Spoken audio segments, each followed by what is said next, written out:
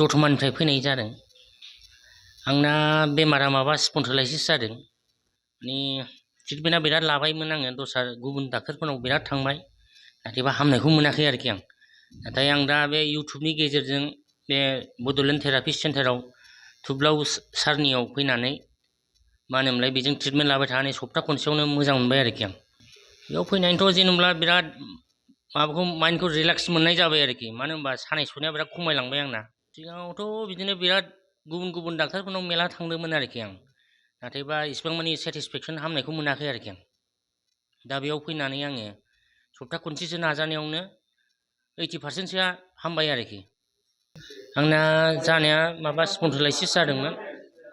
आङो इउटुबाव नायनानै बे जायगायाव फैदों आरोखि।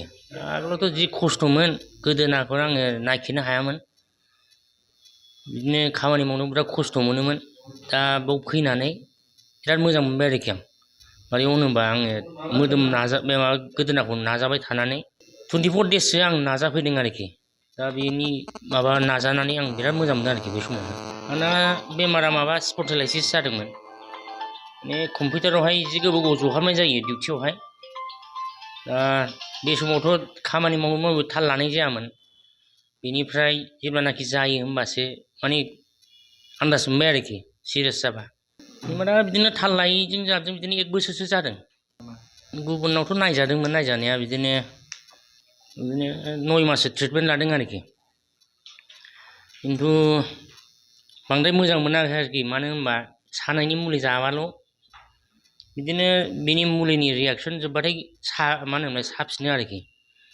नाथाय नैबाव फैनानै अनेक साबसिन मोनदों आरोखि। नोंथाङा मोदोमनि सानाय सुनायजों भुगिनांनानै दं नामा? नोंथांनाव जानजि सानाय, गोदोना सानाय, हान्थु सानाय, आखाइ फाफ्लि सानाय, आथिं मिजौनाय, पेरालाइसिस जानाय, खर' सानाय, मोदोम गिलिर मोननाय, नोरजिया जानाय बेराम दं नामा? जुदि नोंथाङा बेफोरबादि बेरामजों भुगिनांनानै दंब्ला नोंथांनि थाखाय मोजां खौरां। DB निउसनि गेजेरजों मिथिहोहरनाय जायोदि क'क्राझार बड'लेण्ड थेरापिस्ट सेन्टाराव थेरापिस्ट थुब्लाव ब्रह्मआ गोरलैयैनो खम बेसेनजों फाहामथाय होगासिनो दं।